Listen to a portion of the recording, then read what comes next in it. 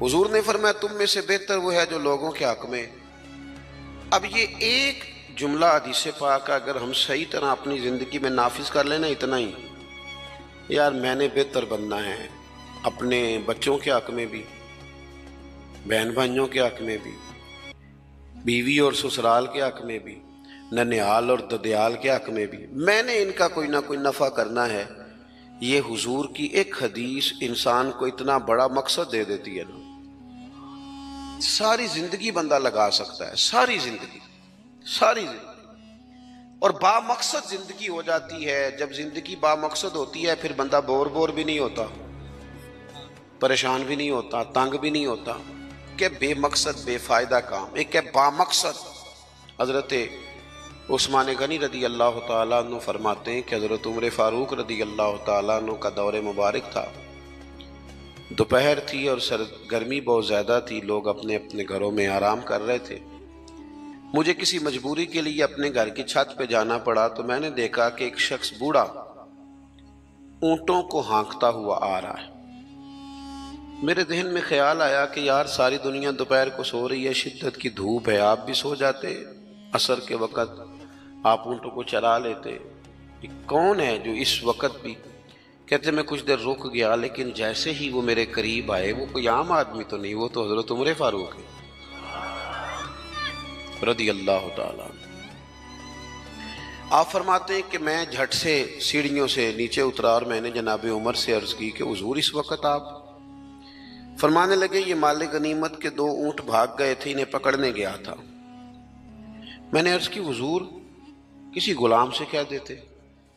فرمانے لگے مسلمانوں کے مال کی حفاظت کی ذمہ داری میری ہے، غلام کی تو نہیں نا۔ اب ایک مقصد ہے نا کہ میں نے ایک ڈیوٹی کرنی ہے، میں نے خدمت کرنی ہے۔ میں طالب علموں سے کہتا ہوں، علماء سے نہیں، طلباء سے میں کہتا ہوں آپ سارا دن کیوں شکوہ کرتے ہیں؟ آپ کمیٹی کی مسجد سمجھ کے اس کی خدمت نہ کریں، اللہ کا گھر سمجھ کے کریں۔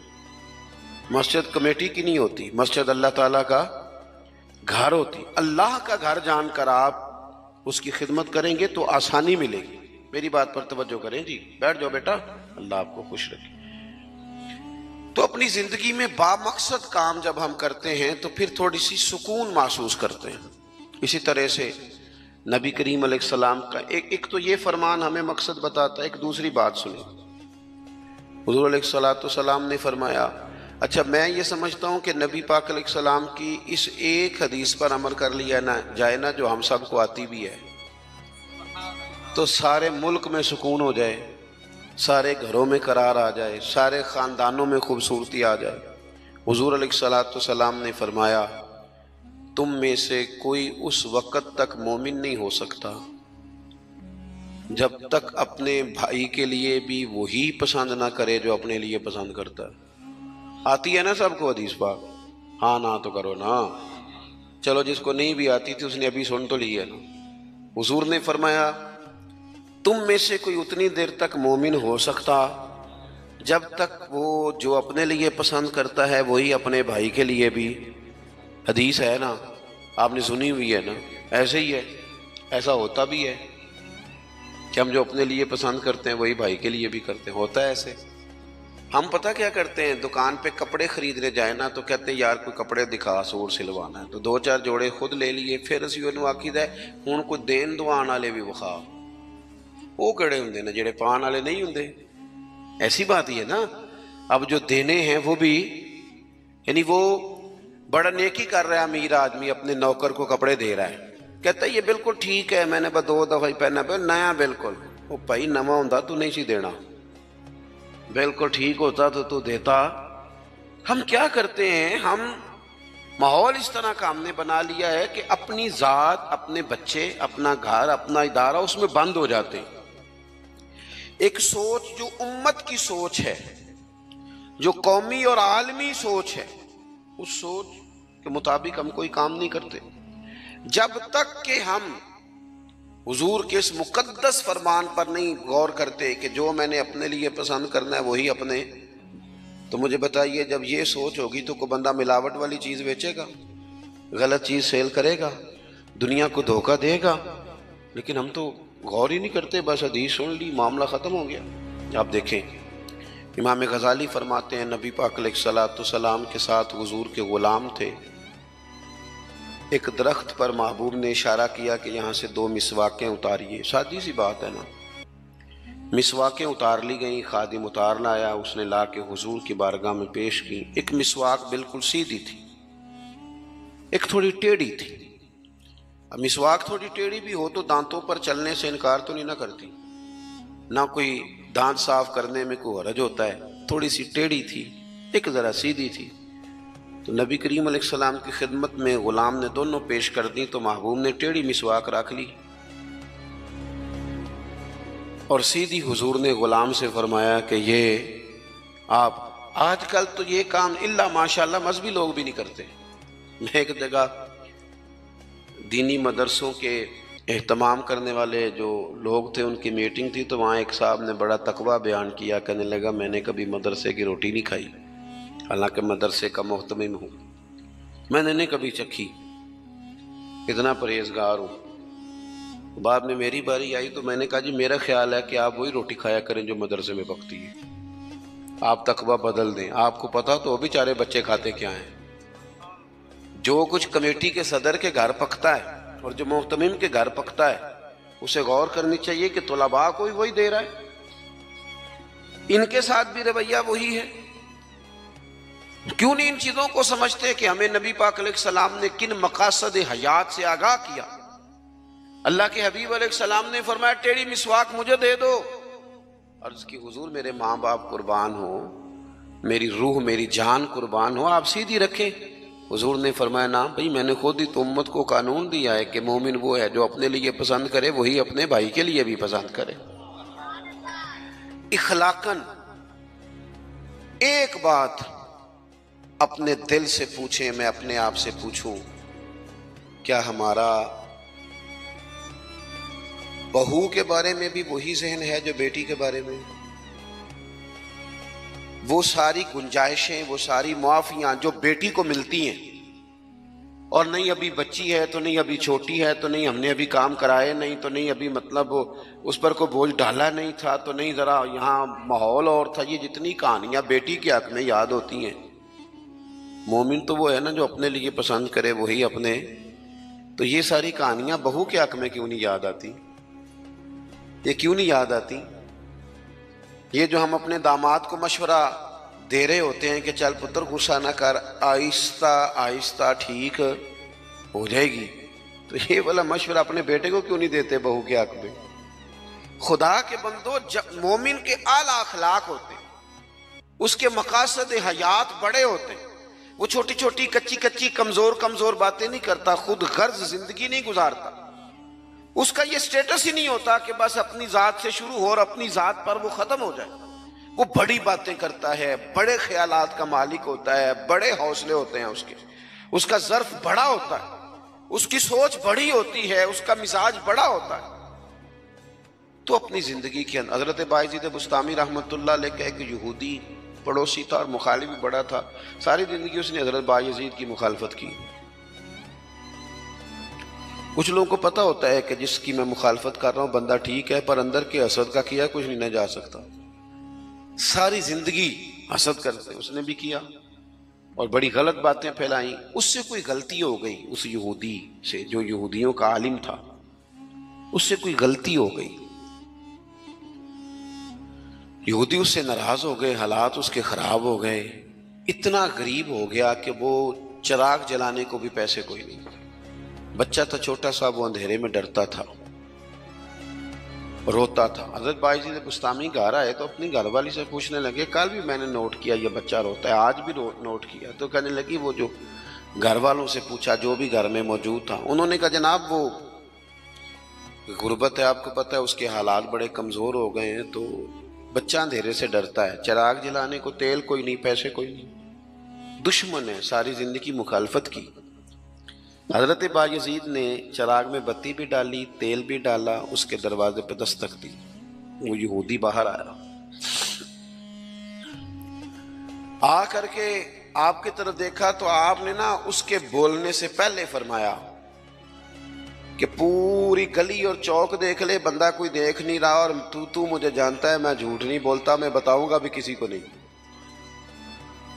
یہ تو چراغ رکھ لے تاکہ تیرا بچہ سو جائے، آرام سے وہ لیٹ جائے، میں کسی سے ذکر نہیں کروں گا، تیرا میرا راز رہے گا، اور میں نے رات کو میں آیا ہوں دیکھ بھی کوئی نہیں رہا۔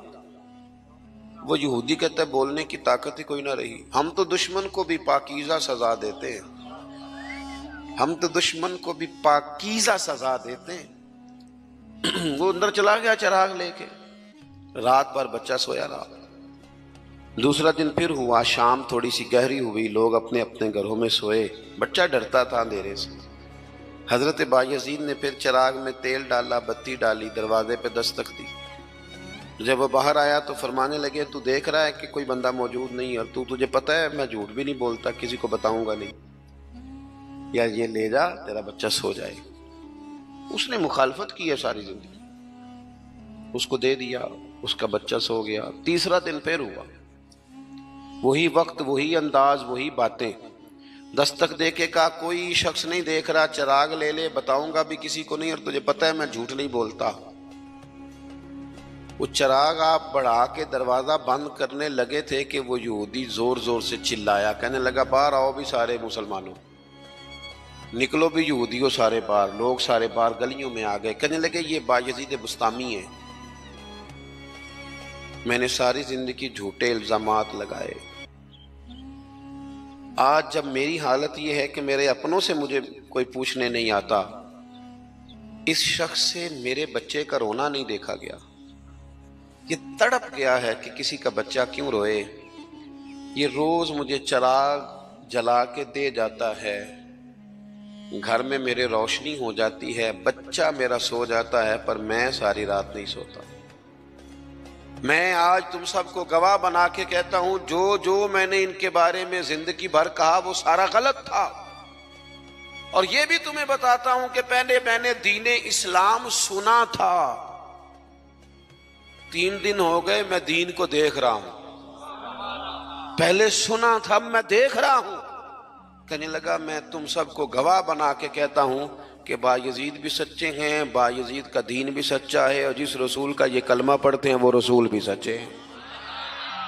اس نے کلمہ پڑھا اور مسلمان ہو گیا۔ ہمارا یہ حال ہے کہ سگا بھائی کہتا ہے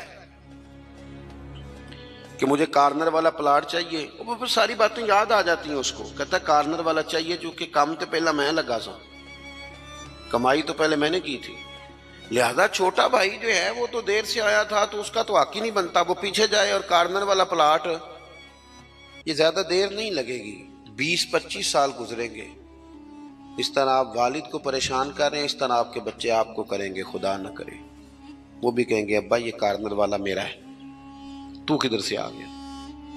تو حضور نے ہمیں اعلیٰ مقاصد، اعلیٰ اخلاق، اعلیٰ کردار، بڑی باتیں کرنے کا۔ ہمارے پاس بڑی کہانیاں ہوتی ہیں پر ساری اپنے حق میں، بڑے دلائل ہوتے ہیں پر سارے اپنے حق میں، بڑی باتیں آتی ہیں پر ساری۔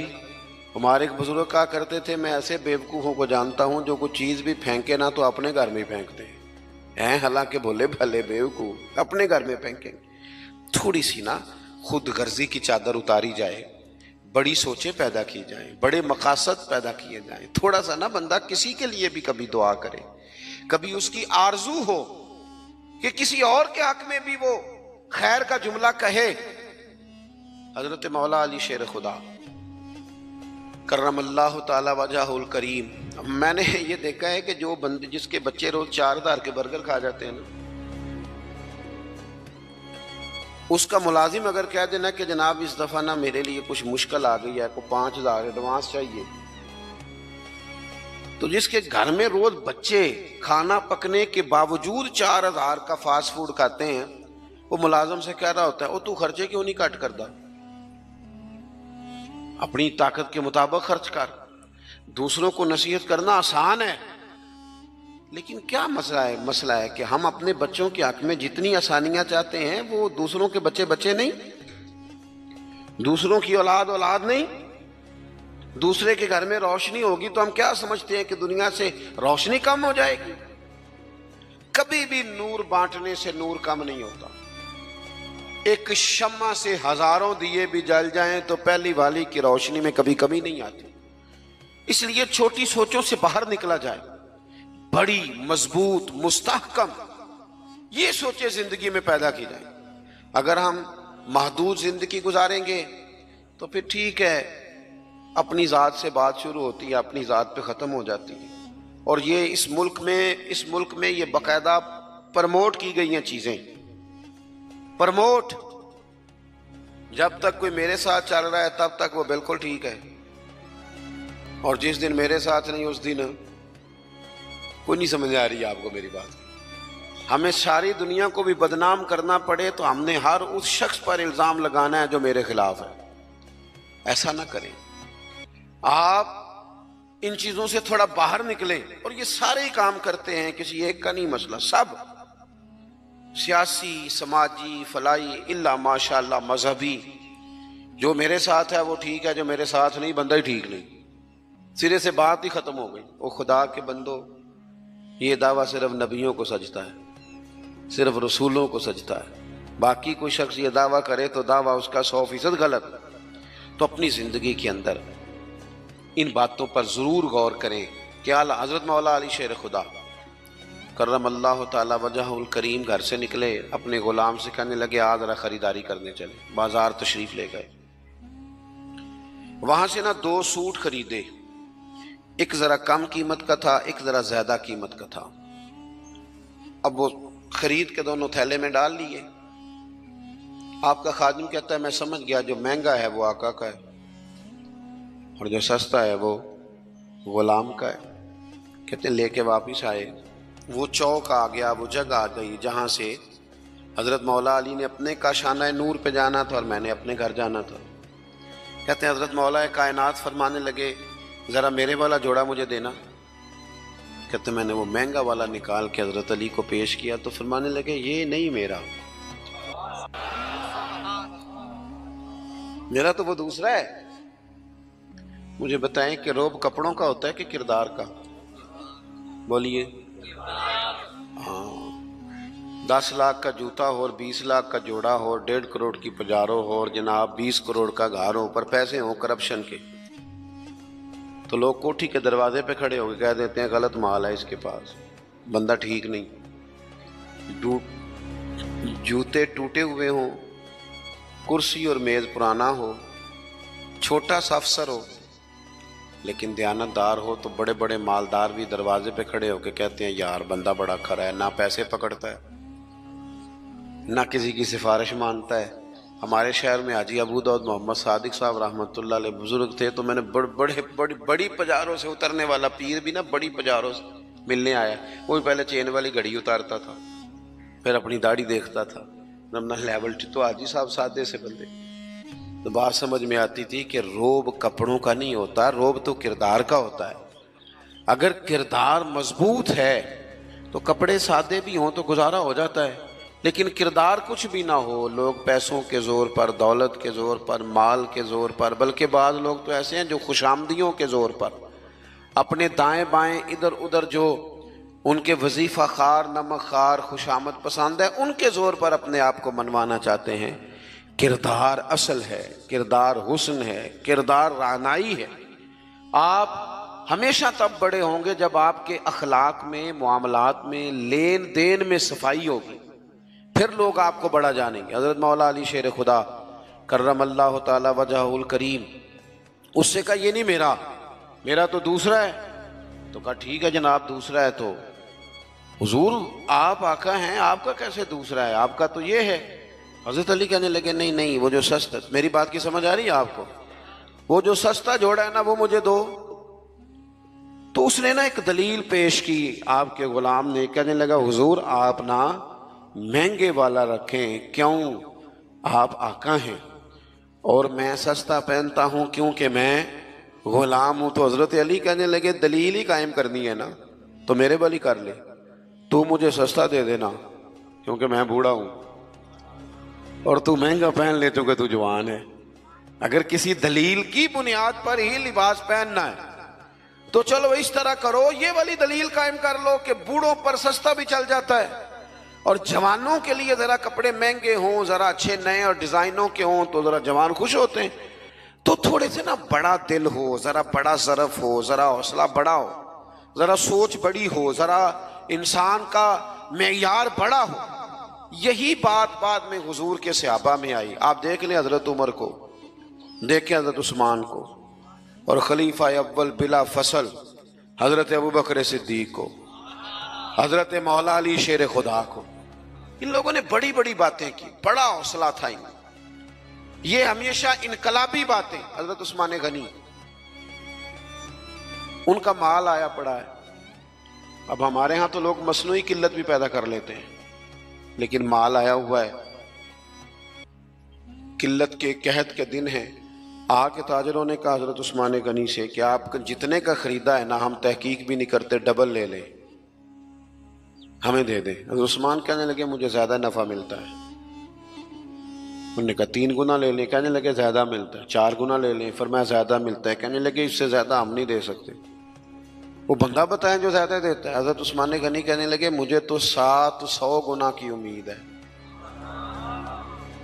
جناب کس طرح؟ تو حضرت عثمان نے مسجد میں اعلان کروایا یا کسی ذریعے سے لوگوں تک پیغام پہنچایا کہ جو غریب گندم نہیں نہ خرید سکتا وہ آ کے لے جائے، آ کے لے جائے نا۔ فرمایا مجھے رب کی بارگاہ سے 700 گنا کی امید۔ تو بڑا دل ہو، بڑا حوصلہ ہو۔ بس بات ختم کرنے لگا ہوں۔ حضور کی جو اولاد پاک ہے اس کا بھی یہی مزاج ہے، زندگی بھر سخاوتیں، لوگوں پر محبتیں، ان لوگوں کا درگزر، ان لوگوں کا اپنے لیے نہیں، انہوں نے جب بھی سوچا نبی کریم کی ساری امت کے لیے سوچا۔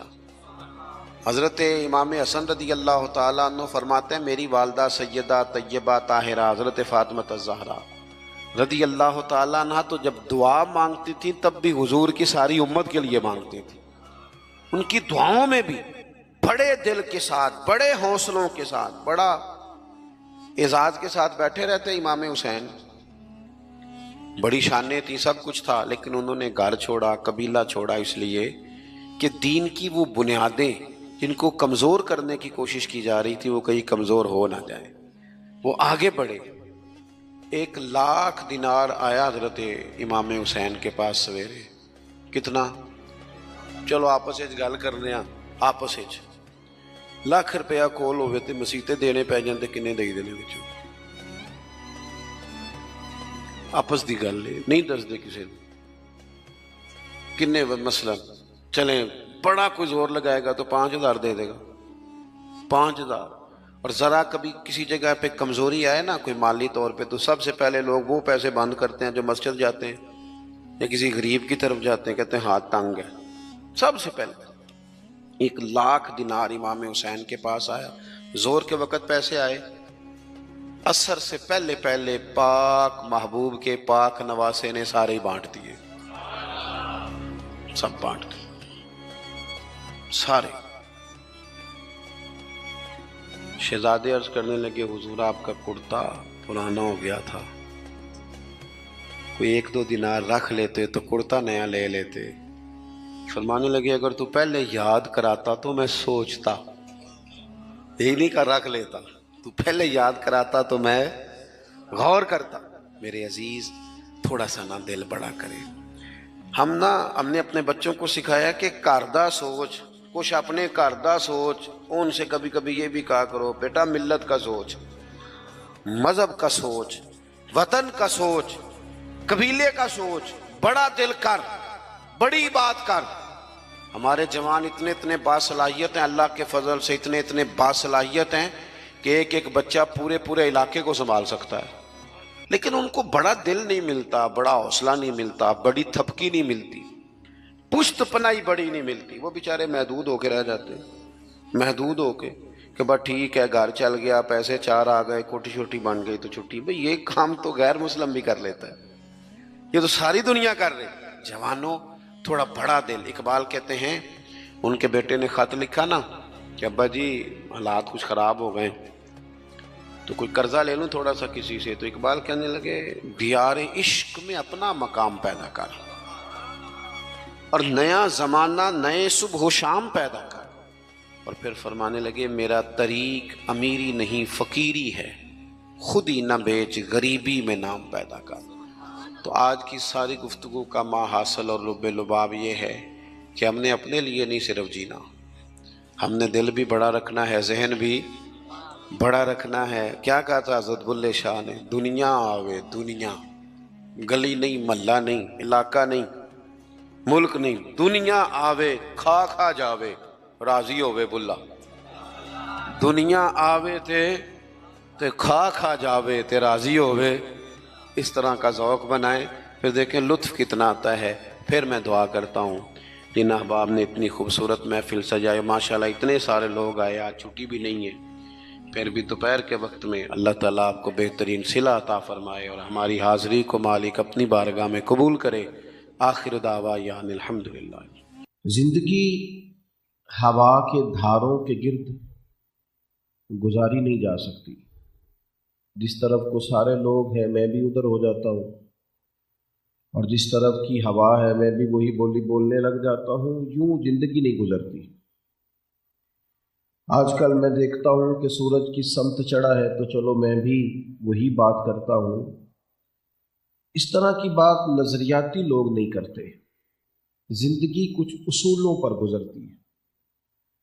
کوئی شخص بڑا باصلاحیت بھی ہو، پڑھا لکھا ہو، لیکن اگر بے اصول ہو تو اپنی ساری صلاحیت ضائع کر بیٹھتا ہے. جو لوگ بغیر نظریے کے، بغیر اصول کے زندگی گزارتے ہیں نا، بغیر اصول کے تو آپ کھائیں پیئیں گے تو بیمار ہو جائیں گے، بغیر اصول کے تو آپ کو سونے جاگنے کی اجازت نہیں، اس کی بھی لمٹ ہے، اس کے اندر رہیں. چونکہ ہمارے ہاں یہ مزاج بنتا جا رہا ہے کہ ہم یہ دیکھتے ہیں کہ آج کل ہوا کدھر کی ہے، وہی باتیں کرنی شروع کر دیتے. میں آپ کو زمینی حقائق کی ایک مثال عرض کرتا ہوں. آپ یہ دیکھیں کہ ہمارے ملک میں سیلاب آیا اور تقریباً 3 لاکھ کے قریب لوگ اس سے متاثر ہوئے. لیکن جب وہ خبروں میں تھا نا سارا سیلاب، تو تب تک اس کے لیے کیمپ لگے ہوئے تھے، شور ہو رہا تھا. اور جب سے وہ لوگ بیچارے خبروں سے نکل گئے ہیں ابھی خیموں میں، ہے ابھی بڑا طبقہ بیچارہ سردی سے ٹھٹھرتا ہوا. یعنی میں اور آپ کیا لحاف لیے بیٹھے ہیں، لیکن ان میں سے ڈھیر سارے لوگ ہیں. ہمارے دوست بستر تقسیم کرنے گئے تو وہ آ کے کہنے لگے کہ بہت سارے لوگ ایسے تھے جو کہہ رہے تھے کہ آپ یہ ساتھ والے خیمے میں دے دیں، یہاں ضرورت زیادہ ہے، ان کے بچے زیادہ ہیں. لیکن چونکہ ہم اصول کے مطابق تو ٹائم گزارنے کے قائل نہیں کہ چلو کوئی کام شروع کیا ہے تو اسے پایہ تکمیل تک پہنچائیں گے. ہم یہ دیکھتے ہیں کہ چلو آج کل خبریں بدل گئیں، ٹرینڈ بدل گیا، خبریں سیاسی ہو گئیں تو ہم نے بھی تبصرے سیاسی شروع کر لیے. زندگی میں کچھ اصول جب انسان طے کر لیتا ہے نا اور ان کی روشنی میں وہ چلتا ہے تو ضروری نہیں ہے کہ روز سورج ہی نکلے، کبھی کبھی دھند بھی زندگی میں دیکھنی پڑتی ہے. لیکن اس کو اصول کا تعین کرنا ہے اور اس کے مطابق اس نے سفر کرنا ہے. یہ ضروری نہیں ہے کہ روز ٹھنڈ ہی رہے گی، کبھی کڑاکے کی گرمی بھی اس کی زندگی میں آئے گی، لیکن وہ اپنے اصول کے مطابق اپنے شب و روز گزارے گا. ہم طے نہیں کرتے چیزوں کو، اسلام ہمیں نظریاتی کرتا ہے. نبی اکرم صلی اللہ تعالی علیہ وسلم کی سیرت مبارکہ نے ہمیں اصول دیے. یہ آیت تو ویسے عموم پر ہے کہ تمہارے لیے محبوب کی زندگی بہترین نمونہ ہے، لیکن یہ نازل خاص موقع پہ ہوئی تھی. غزوہ خندق کے موقع پر یہ آیت کریمہ نازل ہوئی. غزوہ خندق کے موقع پر حالات یہ تھے کہ تمام کفار اکٹھے ہو کے مدینہ طیبہ پر حملہ آور ہو گئے سارے، اور انہوں نے طے کیا کہ ہم سب اکٹھے جائیں گے اور معاذ اللہ مسلمانوں کو ختم کریں گے. اور یہ تو تھا کفار کا پلان، اور یہاں زمینی معاملات یہ تھے کہ قحط پڑا ہوا تھا، لوگوں کے پاس کھانے کو چیز کوئی نہیں تھی. اس پر یہ کہ کڑاکے کی سردی تھی اور سارا کفر اکٹھا ہو گیا مشورے کے لیے. نبی پاک علیہ السلام نے صحابہ کو بلایا، بڑے بڑے کبار صحابہ مشورہ دینے والے بڑے بڑے. لیکن آج بہت سارے صاحب الرائے لوگوں کا مشورہ چھوڑ کے اللہ کے محبوب نے حضرت سلمان فارسی کا مشورہ قبول کیا. ہمارے زمانے میں لوگ مشورہ نہیں دیتے، حکم دیتے ہیں. وہ کہتے ہیں جی میری مننی نہیں سی تو پھر میں نے پوچھا کیوں سی. وہ بھائی آپ سے مشورہ مانگا تھا، آپ نے حکم دے دیا ہے. مشورہ وہ ہوتا ہے کہ قبول بھی کیا جا سکتا ہے اور رد بھی کیا جا سکتا ہے. بہت سارے صحابہ کا مشورہ حضور نے چھوڑ دیا. حضرت سلمان فارسی نے عرض کی یا رسول اللہ صلی اللہ علیہ وسلم، ہمارے علاقے میں یہ ہوتا ہے کہ وہاں خندق کھود لی جاتی ہے، اتنی بڑی چوڑی، اس میں آگ جلائی جاتی ہے. گھوڑا دور سے بھی دوڑ کے آئے تو خندق کو پھلانگ نہیں سکتا. اگر ہم یہ کام کر لیں تو وہ مدینے میں داخل ہی نہیں ہو سکیں گے. تو حضور نے فرمایا یہ ٹھیک ہے، لیکن وہ خندق کھودنی ہے اور بھوک میں کھودنی ہے اور کڑاکے کی سردی میں کھودنی ہے. تو کون کھودیں گے؟ صرف مرید، صرف شاگرد، صرف جماعت کے کارکن. قربان جائیں. مدینے والے محبوب نے فرمایا مجھے بھی اوزار دو، میں بھی تمہارے ساتھ کام کراؤں گا. بلکہ صحابہ فرماتے ہیں، بخاری مسلم میں موجود ہے، فرماتے ہیں جو چٹان ہم سے نہیں ٹوٹتی تھی وہ بھی رسول کریم نے ہمیں توڑ کے دی. اور کتنے دن یہ کتنے کو دن آخر یہ کام کیا جا سکتا ہے؟ 2-4 دن. میں نے کہا ہمارے یہاں تو ٹرینڈ ہی بدل جاتا ہے. اب ہمارے کپڑے پرانے نہیں ہوتے، اب ان کا رواج بدلتا ہے، اب ڈیزائن بدل جاتے ہیں، ترتیب بدل جاتی ہے. کتنے کو دن صبر کریں گے؟ یہاں تو 2 گھنٹے جوان آدمی کسی جگہ کھڑا نہیں رہتا، اس کا فوراً ارادہ ہی بدل جاتا ہے. وہ کہتا ہے نہیں وہ یہ تو لوگ اس کو تو قبول ہی نہیں کر رہے، کوئی اور کرتے ہیں. یہاں تو 40 سال کی زندگی میں لوگ 40 بزنس بدلتے ہیں. یہ ٹھیک نہیں تو یہ کر لو. کسی جگہ انسان کو کھڑا تو ہونا ہے نا. اور رب کی مدد تب آتی ہے جب انسان کہیں کھڑا ہوتا ہے. قرآن مجید نے اللہ کی مدد کی جو ترتیب بیان کی ہے وہ یہ ہے کہ ان الذین قالوا ربنا اللہ ثم استقاموا تتنزل علیہم الملائکہ. تو رب کا نام لے کے ڈٹ جا، پہلے تو ڈٹ. تتنزل علیہم الملائکہ، پھر اللہ کی مدد نازل ہوگی. لیکن اگر کسی کو کھڑا ہی نہ ہونا ہے، وہ کچھ دیر ٹھہر ہی نہ سکے کسی اصول پر، تھوڑے سے پیسے دیکھ کر اصول گیا، ذرا کسی تعلق والے کا فون آیا تو اصول گیا، ذرا کسی بڑے آفیسر کا فون آ گیا تو ختم ہو گئی بات.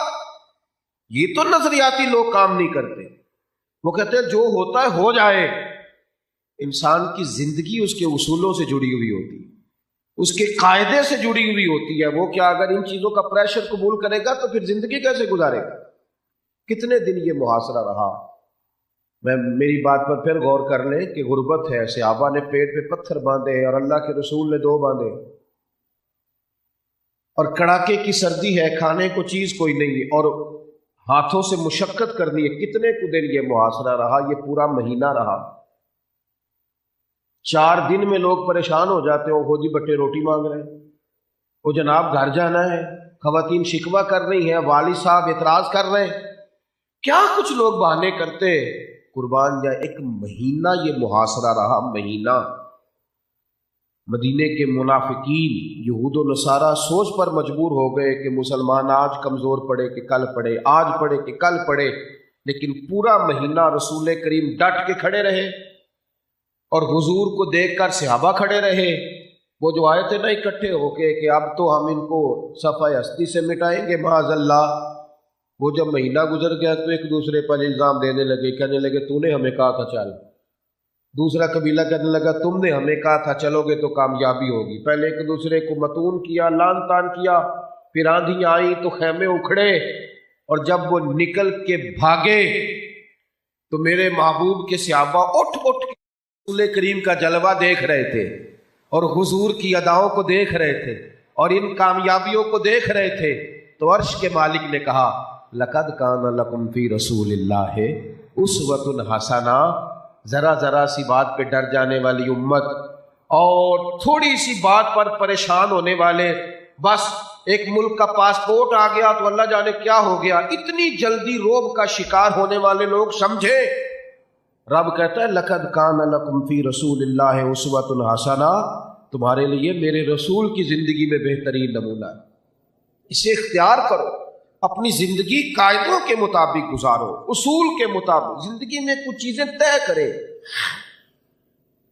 कुछ चीजें तय कर ले कि मैंने, नबी पाक अलैहिस्सलाम ने ऐलान नबूवत से पहले बाज लोगों के साथ मिलकर एक तंजीम कायम की थी। ऐलान नबूवत से पहले सीरत की किताबों में हमें वो मुआहिदा मिलता है, फरमाया यहाँ हाथ पे हाथ रख के जवानों वादा करो। महबूब उस जमात का हिस्सा थे।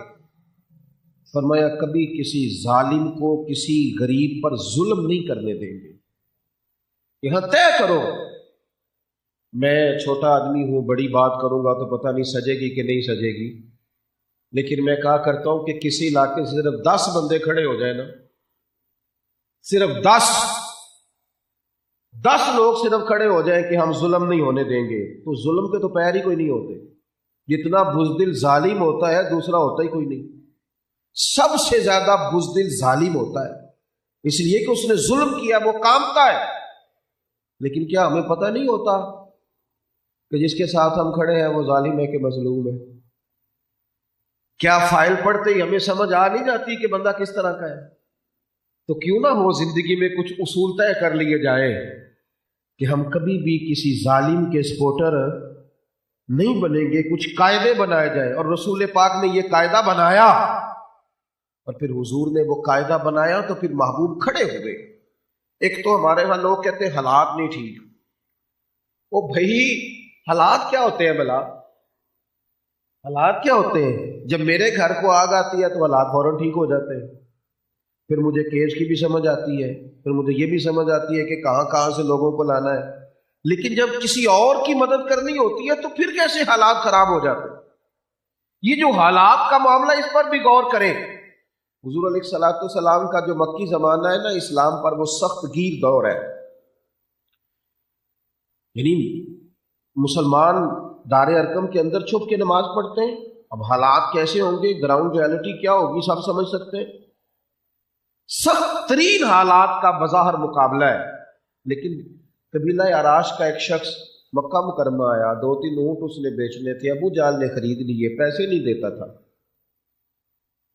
दबा के बैठ गया। हालात इस्लाम पर सख्त है और सारा मक्का बज़ाहिर मुखालिफ है, मुसलमान जाहिरी तौर पर कमजोरी का शिकार है।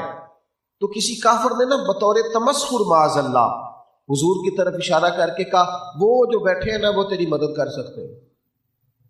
वो शख्स कहता है मेरी समझ, क्योंकि जो बंदा गरीब होता है ना बेचारा, वो तो रो रहा होता है, और मैंने मजलूमों को देखा है, मैंने गरीबों को देखा है, सड़क भी सीधी नजर नहीं आती। फिर तो मेरे भाई उनको दस्तखत करने भूल जाते हैं। लेकिन क्या बताएं, बाज़-औक़ात जिनसे कुछ लिखवाना होता है वही कह रहे होते हैं पहले पेंसिलों का डब्बा लेके आओ। क्या करें, किस राह का तयन करें, कैसे करके निकले? आप कभी गौर करेंगे कि जब इंसान पर पूरा बोझ बना होता है और फिर उससे जब कैफियत पूछी जा रही होती हैं, जब हालात पूछे जा रहे होते हैं, तो फिर कई लोग तो ऐसे हैं जिन्होंने रपट दर्ज कराना छोड़ दिया। नुकसान ये हुआ कि जुल्म मजबूत होता गया, मजलूम पीछे हटते गए, जालिमों की रस्सी दराज होती गई। उन्हें महसूस हुआ कि शायद हमें पूछने वाला कोई नहीं, हालांकि इन्ना बत्श रब्बिक लशदीद, सारी अदालतें जमीन पे नहीं लगनी, एक रब ने भी लगानी है। हाँ, एक अदालत वो भी लगाएगा और कहता है अभी मैंने ढील दी है, फिर जब मैं पकड़ूंगा तो रब से ज्यादा शदीद किसी की पकड़ ओ वारस शाह मान करी ना वारसादा, वो ते बेवारसा करके मार दाई।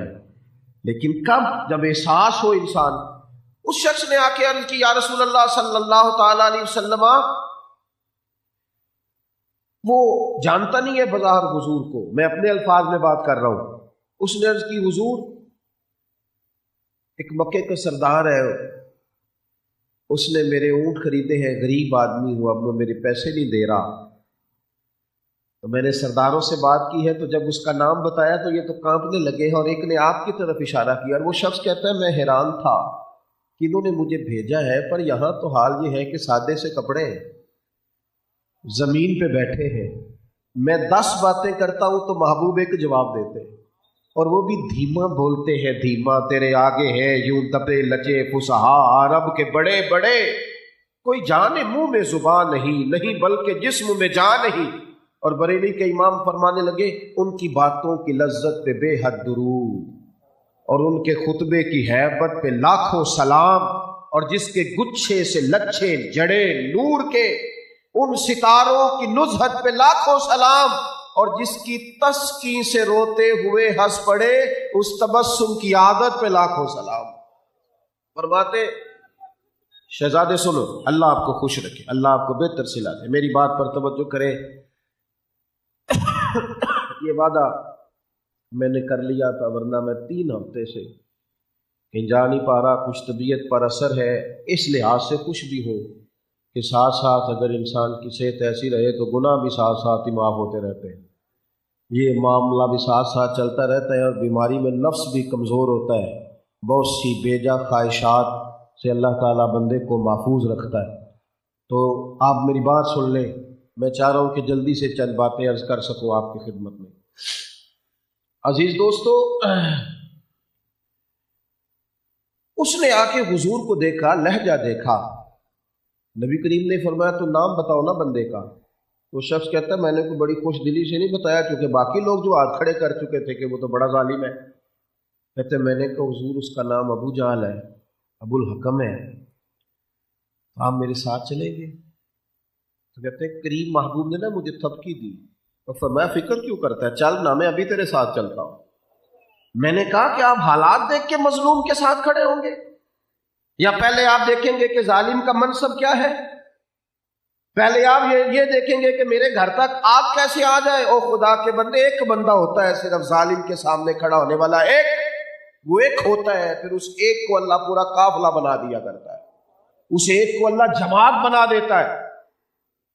اللہ کے پیارے محبوب علیہ السلام ساتھ چلے، یعنی ساتھ چلے، صرف ٹیلی فون نہیں کیا، یہ نہیں کہا کہ میں نے رکا لکھ دیا ہے، یہ نہیں فرمایا جا تیرا کام ہو جائے گا، یا میں نے لیٹر پیڈ پہ لکھ دیا ہے، میں نے کارڈ کے پیچھے تحریر کر دیا تو فکر نہ کر، حضور ساتھ چلے، اس کے ساتھ نہیں جس کا 6000 ووٹ تھا، اس کے ساتھ نہیں جو آدمی کئی ٹوکریوں سمیت آیا تھا، اس کے ساتھ نہیں جو اونچی کرسی پر بٹھایا جاتا تھا۔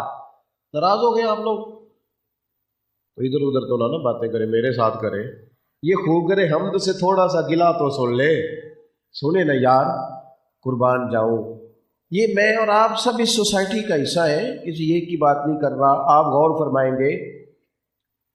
حضور ساتھ چلے، کہتے سارے رستے میں سوچتا رہا کہ بھلا حضور کے تو دھیمے دھیمے انداز ہیں، تو بڑا ظالم ہے، میں 2-4 ملاقاتیں کر چکا ہوں، وہ تو کہتا جا جدھر سے ملتے ہیں لے لے، نہیں میں دیتا۔ کہتے قربان جاؤں، محبوب بڑے دھیمے دھیمے نظریں جھکائی، تھوڑی تھوڑی باتیں کرتے، سادہ لب و لہجہ، لیکن جب ابو جہل کا دروازہ آیا تو میں نے دستک دی، اور جب دروازہ کھلا تو محبوب نے فرمایا تو ہٹ جانا پیچھے۔ کہتے ہیں جب میں پیچھے ہٹا تو پھر میں نے ان جھکی ہوئی نظروں کو اٹھتے دیکھا، پھر میں نے اس لہجے کا دبدبا دیکھا۔ بریلی کے امام کہنے لگے غضب سے ان کے خدا بچائے، نور باری جلال میں ہے۔ کہتے ہیں محبوب کریم علیہ السلام کے چند جملے، فرمایا تو سردار بنتا ہے کیا غریبوں کا خون چوس کے سرداری کرے گا؟ سردار بھیک بھاگ والے کو کہتے ہیں کہ لوٹ لینے والے کو کہتے ہیں؟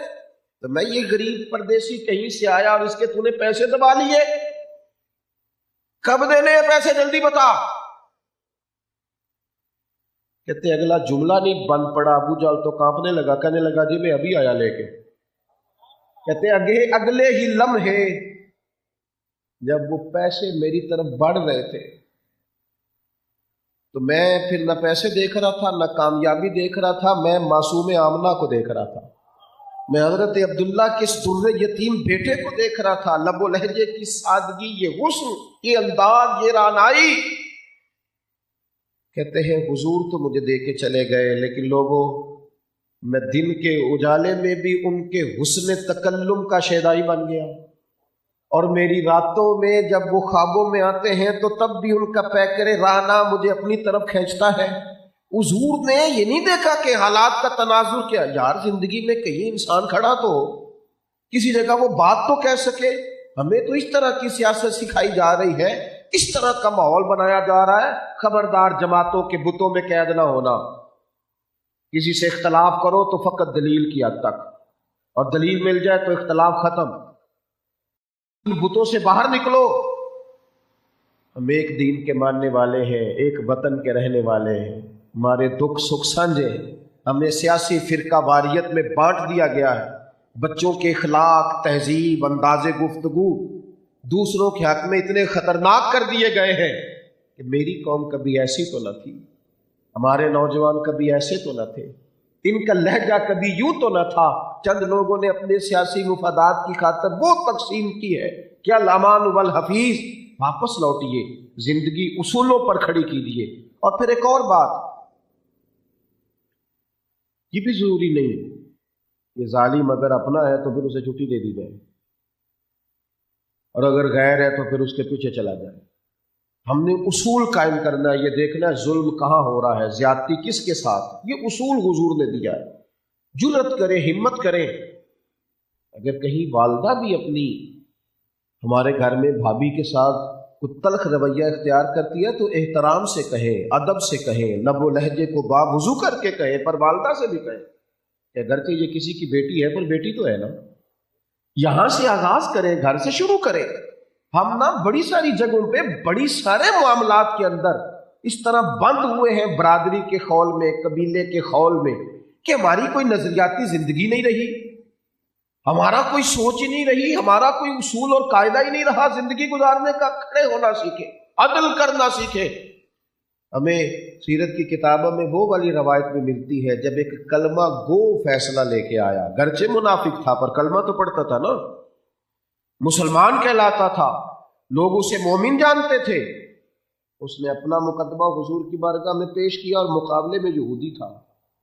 ये कलमा गो है, गरचे मुनाफिक, और सामने यहूदी है। लेकिन कुर्बान जाए, इस जमीन ने वो वाले फैसले भी देखे हैं, इस आसमान के नीचे ये रंग भी दुनिया ने देखा है कि महबूब ने कलमा गो के खिलाफ फैसला किया और यहूदी के हक में फैसला दिया। अदल अदल है, इंसाफ इंसाफ है, मेयार मेयार है। कुछ कायदे जिंदगी में, कुछ उसूल वज़ा किए जाए और उनकी रोशनी में अपने मामलात जिंदगी को मुरतब किया जाए। मैं कल जुमे में दोस्तों से कह रहा था, हमने ना एक ज्यादती की अपने बच्चों के साथ। हमने उन्हें दौलतमंद बनने की तजवीज़ दी और 22, 24, 25, 26 साल की उम्र में ही बच्चे नफसियाती से होने लग गए, क्योंकि हमने उन्हें ये माहौल दिया था कि पैसा, अच्छा मोबाइल, अच्छी गाड़ी, लेकिन वो खास रूहानी तरबियत, वो खास ज़ौक़, वो जो मेरे करीम रसूल ने फरमाया 7 साल के बच्चे को मस्जिद ले जाना, मस्जिद ले जाना, भेजना नहीं, मस्जिद ले जाना। वो जो रसूल करीम हजरत सैयदा फातिमा रज़ी अल्लाह ताला अन्हा का पाँव मुबारक हिलाकर फरमाते थे, फातिमा उठना, ये रब से रिस्क मांगने का वक्त है, सहरी में जगाते थे। वो जो खास उनकी अखलाकी तरबियत थी। माल उन्हें बड़ा दिया, लेकिन वो इस तरह का उन्हें बना दिया है कि वो आम लोगों से कट गए हैं, उनकी जिंदगी का वो स्टेटस ही नहीं रहा। उनकी शादी हुई तो उनकी बीवी कहने लगी कि ये इतनी डिग्रियों के बावजूद ये क्या माजरा है, ये कैसा शख्स है जिसके साथ चंद घड़ियां बात नहीं की जा सकती, जिसका सोच विचार का कोई मेयार ही नहीं है। लेकिन वो अंदाज जो हमें रसूल करीम ने सिखाया वो उसूल था। अल्लाह के महबूब अलैहिस्सलाम ने फरमाया, किसी बाप के लिए अपनी औलाद के लिए सबसे बेहतरीन तोहफा यह है कि उसे अच्छा अदब सिखा दे, उसे आदाब जिंदगी से आगाह कर दे, ताकि जो उसके साथ मुंसलिक लोग हों उनकी जिंदगी सुकून में आए। लेकिन हम इस तरफ तो हमारी तवज्जो ही नहीं है। मेरी दादी अम्मा,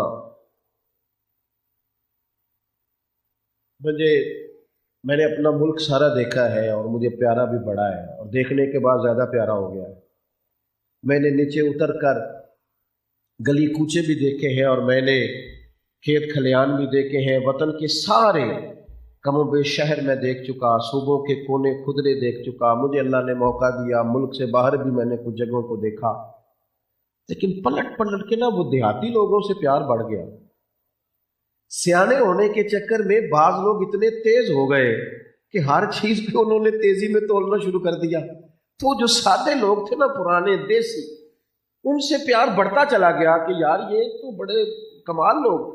दादी अम्मा सुबह तख्त पोश पर बैठती थी, तस्बीह उनके हाथ में होती थी, और नमाज के बाद वो एक बात करती थी, खुद नमाज पढ़ के कहती थी, उठो नमाज पढ़ो ते सबक पढ़ो, उठो नमाज पढ़ो ते सबक पढ़ो। और फिर जब सारे लोग उनके गिर्द, सबक किसको कहते थे?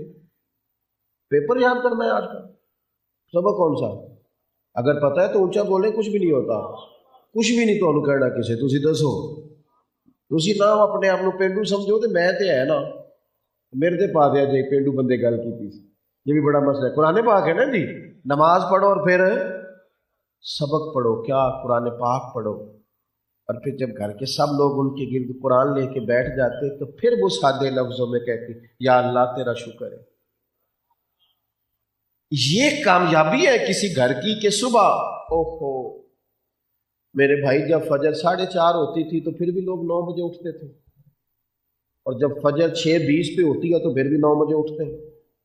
जब मगरिब की नमाज 7:15 थी फिर भी नींद पूरी नहीं होती थी, और जब से मगरिब 5:15 हुई है फिर भी नींद पूरी नहीं होती।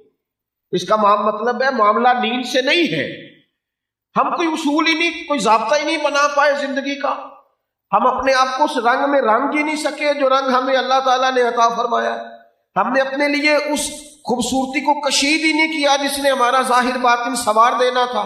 तो रसूल पाक अलैहिस्सलातु वस्सलाम ने उसूल के मुताबिक, कायदे के मुताबिक जिंदगी गुजारना चाहिए। आपको पता है हुजूर का फक्र इख्तियारी है, बस बात समेटने लगा हूं। नबी पाक का फक्र इख्तियारी है। हुजूर फरमाते हैं, रब ने मुझे इख्तियार दिया है, मैं सो रहा था तो सारे खजानों की कुंजियां ही मेरे दस्ते मुबारक में रख दी, मैं चाहूं तो नबी और बादशाह बन जाऊं। लेकिन नबी पाक ने पसंद किया, हुजूर ने चाहा क्या? एक वक्त रोटी खानी है। ये पसंद है नबी पाक की, मजबूरी नहीं, ये पसंद है। हुजूर ना सादा तर्ज जिंदगी को पसंद करते। ये जो हमारा तर्ज जिंदगी है ना, इसमें रोज एक नया मोड़ आता है, रोज एक नया डिजाइन बदलता है, रोज एक नया खर्चे का दरवाजा खुलता है। और जो बेचारे गए थे ना 3 साल के लिए मुल्क से बाहर, कि थोड़े से पैसे कमा के लाऊंगा फिर यहाँ कारोबार करूंगा, लेकिन पीछे से जनाजे उठे हैं, आ नहीं सके।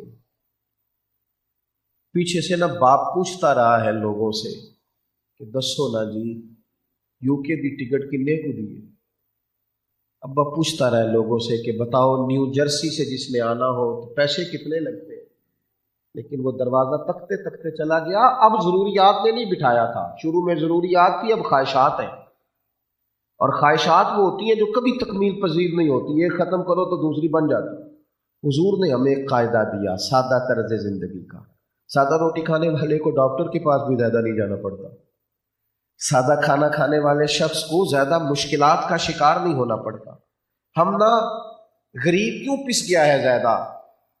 वो इसलिए कि अमीर का खर्चा ज़्यादा हो गया। गरीब इसलिए ज़्यादा आजमाइश का शिकार है कि अमीरों के लवाजमात बढ़ गए।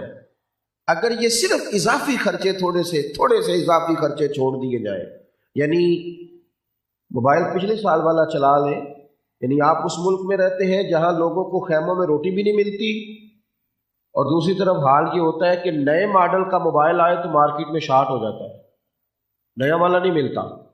जब इस तरह की तकसीम होती है फिर जुर्म पैदा होता है, फिर तंग आमद बजंग आमद, फिर लोग कलम छोड़कर बंदूक उठाते हैं, फिर लोग हुकूक मांगने की बजाय छीनने के दर पे आते हैं। अल्लाह ताला इससे महफूज फरमाए। अगरचे ये किसी सूरत भी जायज़ नहीं, लेकिन ये कि अगर थोड़ा सा तर्ज ज़िंदगी को सादा किया जाए। मैं हैरान होता हूँ कभी कभी हुजूर अलैहिस्सलाम की सीरत मुक़द्दसा का मुताला करके कि जो चीज़ें बिल्कुल जायज़ है, यानी खातून मर्द के लिए सोना हराम है, औरत के लिए जायज़ है, जायज़ पैसे है तो जितना मर्जी औरत पहने, शरीयत ने उसे गुंजाइश दी है, हर खातून के लिए जायज़ है। लेकिन सैयदा फातिमा ज़हरा ने सोना पहन लिया, कुल कायनात की औरतों को जायज़। سیدہ پاک نے پہنا، حضور کی شہزادی نے۔ اللہ کے محبوب ملنے آئے تو بغیر بات کیے واپس چلے گئے۔ سیدہ پاک رو پڑی۔ ساری بیٹیاں ہی باپ سے پیار کرتی ہیں، اور پھر مدینے والے رسول کی بیٹیاں، یہ چاروں شہزادیاں ٹوٹ کے محبت کرتی ہیں، اور سیدہ تو سب سے چھوٹی ہے۔ حضرت فاطمہ پریشان ہو گئی، پیغام بھیجا، کریم بغیر بات کیے چلے گئے۔ تو محبوب فرمانے لگے میری بیٹی ہو کے سونے پہنتی ہے، یہ سونا پہن لیا ہے۔ حضرت سیدہ نے وہ سونا بیچا، ایک غلام خرید کر آزاد کیا، اللہ کے رسول راضی ہو گئے۔ کیوں؟ اس لیے کہ اگر سیدہ بھی سونا پہنے گی تو قیامت تک جس باپ نے اپنی بیٹی کو یہ کہہ کے دلاسا دینا ہے نا کہ پتر اگر تیرے پاس نہیں تو مدینے والے کی بیٹیوں کے پاس بھی نہیں تھا، وہ تسلی کس نام پہ دے گا؟ ہم نے نا زندگی کو مشکل سے مشکل کرنا شروع کر دیا ہے۔ کچھ قاعدہ بنائے، کچھ چیزوں میں تو لے آئے، کچھ چیزوں کو تو تھوڑا آسان کریں۔ آخری بات یہ ہے، نبی پاک کی ایک سنت ہے، کم و بیش ہر جگہ عرض کرتا ہوں، یہاں بھی عرض کرتا ہوں، حضور کی ایک سنت ہے۔ نبی کریم نے فرمایا تھا، ترمذی میں موجود ہے، فرمایا اے انس، اے میرے بیٹے، تم سے ہو سکے تو صبح اس حال میں کرنا کہ تمہارے دل میں کسی کا بغض نہ ہو، اور فرمایا یہ میری سنت ہے۔ ایک اصول زندگی میں یہ بھی بنائے، کوئی شرعی مسئلہ نہ ہو، کوئی بندہ بد عقیدہ بد مذہب نہ ہو، بد دین نہ ہو، باقی اپنے دل سے نا نفرتوں کو نکالیں، عداوتوں کو نکالیں۔ بے جا قسم کی عداوتیں لوگوں نے پیدا کر لی ہیں، اور بغیر کسی سبب کے پیدا کر لی ہیں۔ لوگ ایک دوسرے کے قریب بیٹھ کر دور بیٹھے ہوتے ہیں، لوگ ایک جگہ موجود رہ کر ایک دوسرے کے بارے میں اچھی رائے نہیں رکھتے۔ دل تھوڑے کشادہ کیے جائے، پاک ہوئے تے پاک ہی ملتا ہے، تے بنا پاکوں پاک نہیں ملتا۔ سارے جسم دے دھون دے نالوں پہلو تولا ٹکڑا دل دا، اور اقبال کہنے لگے دلے بیدار پیدا کر، کہ دل خوابیدہ ہے جب تک نہ تیری ضرب ہے کاری نہ میری ضرب ہے کاری۔ اللہ تعالی ہمیں سمجھنے کی توفیق دے۔ آخر دعوایا ان الحمدللہ رب العالمین۔